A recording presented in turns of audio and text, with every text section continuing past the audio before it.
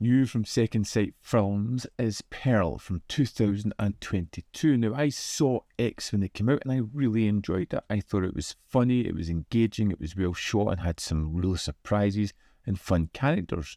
And to see that this sparked a trilogy of films was really something that I was curious about. Now, I never managed to see the prequel, which is Pearl, so sitting down to watch this was the first time that I had seen this film.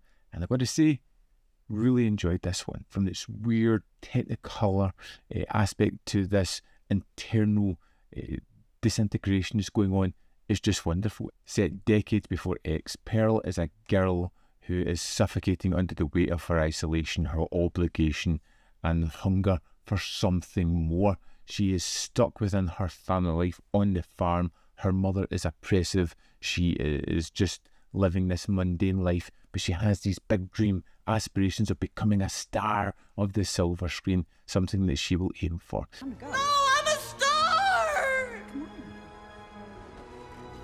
Please, I'm a star!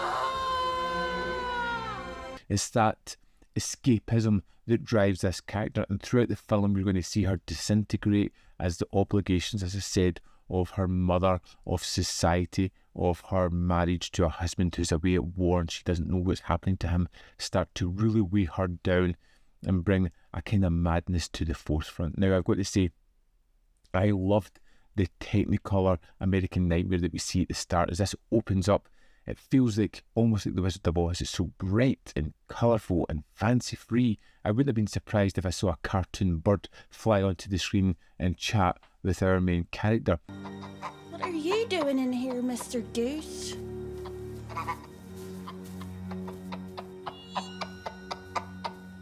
And it's a great juxtaposition to the darkness that is deep within the character of Pearl, as we see her talking to Mr. Goose at the start before bludgeoning it to death with a pitchfork. It just lets you know that this character is unhinged. She's been pushed a little bit too far and she's really struggling to deal with that. She sees the world as her stage. She sees herself as a star, and I love this kind of aspect. She feels like her mother is holding her back. The world is waiting for her to make her entrance onto the stage. When she is alone or in a fantasy moment, she is performing to an audience that isn't there, to spectators that aren't watching. She's forgotten about. Nobody takes notice of her, but she feels as if she should be the limelight. And that's how we see the birth of a monster. As these fantasies start to take hold of this character, it becomes great. You see her internalized repression really take hold, her rage from her isolation for her oppressive mother, from the lack of moving forward with her dreams. Everything just pushes her to a breaking point. I hate feeling like this.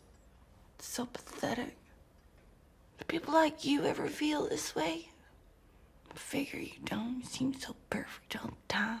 Mia Goth is terrific in this main. We've kind of seen a spark of it in X, and here she takes to the screen fantastically well. And there are some moments that really stand out, whether it be the 7-minute monologue where she just unleashes a torrent of repressed emotions and feelings in a sequence that is just terrific, or it could be that moment over the credits at the end where she just breaks down.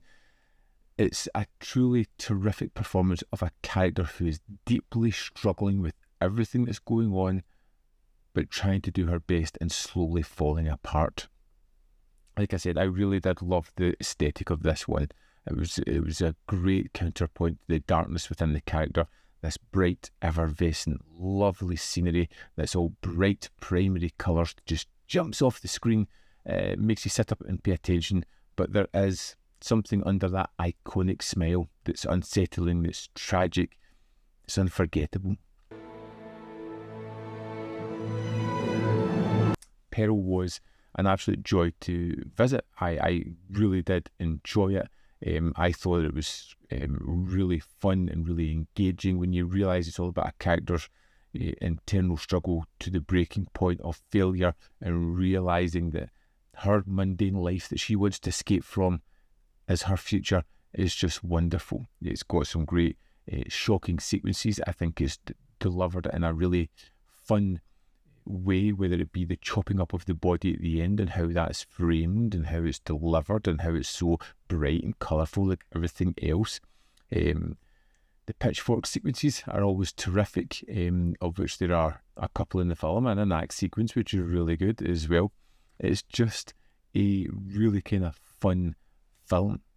As always with second sight films, there are some great extras on the disc, and unfortunately I'm not able to go into the menu on this because I don't have the facility of it, but we can talk through some of the extras anyway. So first up we have a commentary by Alexandra Heller-Nicholas. Next we have Bold Choices, a new interview with Ty West. Now, we have talked about his previous entries on other Second Sight Films discs, and again this one is tremendous, focusing a lot on making films after COVID, and then being so excited by making a film again, decided to do two, one after another because they had the sets. Next we have The Mother, a new interview with actor Tandy Wright. Now this runs for 28 minutes 19 seconds, and this is really interesting because she starts off as being the intimacy coordinator on X. She talks about her experiences there, working with the cast and crew, becoming familiar and friends with them, and then realising that they're going to make Pearl straight after X, and she talks about getting the role of the mother in that film. Absorb the Aesthetic, a new interview with the director of photography, Elliot Rocket. This runs for 12 minutes 53 seconds, and he's talking about the whole look of the film, working with Ty West and how they've built up a career and a friendship. Going Technicolor, a new interview with production designer Tom Hammock. He talks about meeting Ty West on the set of You're Next, how he came from Godzilla and Kong into working on X and Pearl, and how it was the differences between going from a major big budget film to something more intimate and smaller. Next we have Hollywood Goes West. It's just 10 minutes 31 seconds, and it's a great visual essay. Then we have Coming Out of Her Shell, which is 11 minutes 36 seconds. It's a kind of archival piece, just basically showing footage behind the scenes. Similarly, Time After Time, which runs for 3 minutes 59 seconds. The limited edition has a rigid slipcase, artwork by Tina Dim, a 120-page booklet with new essays, which is incredible, and it has 6 art cards. That's the extras for Pearl. Here we have it. Pearl is a dazzling, deranged character study, masquerading as a slasher and filmed with colour, longing, madness, and maniacally brilliant. I really enjoyed this one a lot. Its visual style was terrific. The 4K looks great, shot in digital, so it doesn't really have that film grain moment. Maybe not as sharp as it could have been, but the colours really do pop in this one, particularly the bright red of the blood that coats many of the sequences here. Second Sight have always done great releases, and this is another fantastic one, and I'm really looking forward to digging into Maxine next, the follow-up to this and the follow-up to X, which rounds out the trilogy. I'd love to know your thoughts on Pearl, where you think it lands within the trilogy of films, and are you picking up the limited edition release or the standard release? Let me know in the comment box below. As always, there is more content up here. You can see more of my stuff. In the description box are links to Patreon, membership program, manvfilm.com always, in which you can support me. Thanks for watching. See you next time.